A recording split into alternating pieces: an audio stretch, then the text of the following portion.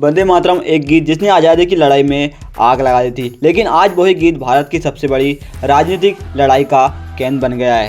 देश का दुर्भाग्य कि 26 अक्टूबर को कांग्रेस ने वंदे मातरम पर समझौता कर लिया।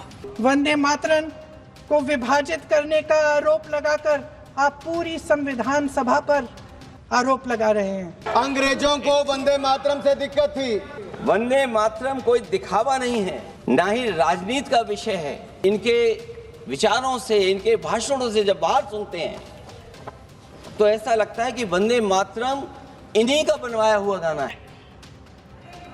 कांग्रेस की नीतियां वैसी की वैसी थी है, और इतना ही नहीं, आईएनसी चलते चलते एमएमसी हो गया है। आखिरकार ये विवाद शुरू कहाँ से हुआ, क्यों हुआ और आज फिर से क्यों भड़क गया, चलो पूरा सच जानते हैं। वंदे मातरम लिखा गया था 1870 ईस्वी में बंकिम-चंद्र चट्टोपाध्याय के द्वारा। बाद में उनके उपन्यास आनंद मठ में आए। उस समय भारत अंग्रेजों की गुलामी में था और ये गीत बना। 1905 में बंगाल विभाजन हुआ, देश फट गया, लोग भड़क गए और तब वंदे मातरम पूरे भारत में क्रांति का बिगुल बन गया। ब्रिटिश सरकार इतनी डर गई कि इस गीत पर ही पाबंदी लगा दी। विवाद की जड़ें कहां से शुरू हुई, अब आते हैं असली बात पर। वंदे मातरम में कुल 6 से 7 स्टैंजा थे। पहले 2 बेहद सरल, मातृभूमि की स्तुति, लेकिन आगे के हिस्सों में दुर्गा देवी और धार्मिक प्रतीक आने लगे। यहाँ से समस्या शुरू हुई। कई मुस्लिम संगठनों और नेताओं ने कहा कि देवी पूजा जैसे हमारी धार्मिक मान्यताओं के खिलाफ है, हम इसे सार्वजनिक रूप से नहीं गा सकते। 1908 की मुस्लिम लीग ने इस पर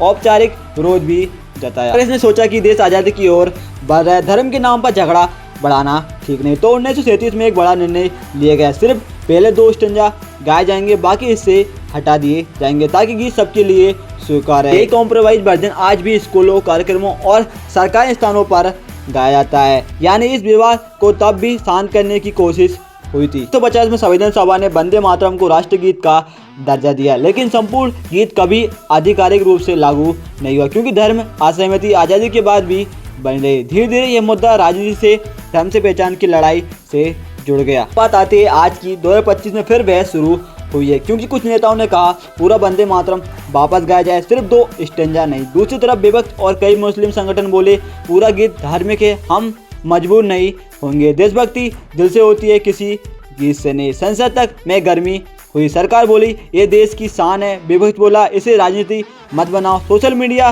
2 खेमे में बढ़ गया। एक कहे ये हमारी पहचान है, दूसरा कहे धर्म पर दबाव क्यों। और ऐसे एक गीत जिसने कभी भारत को जोड़ा था आज बहस का मैदान बन गया। दोस्तों आप चलो क्या लगता है, कमेंट सेक्शन में अपनी राय बताना।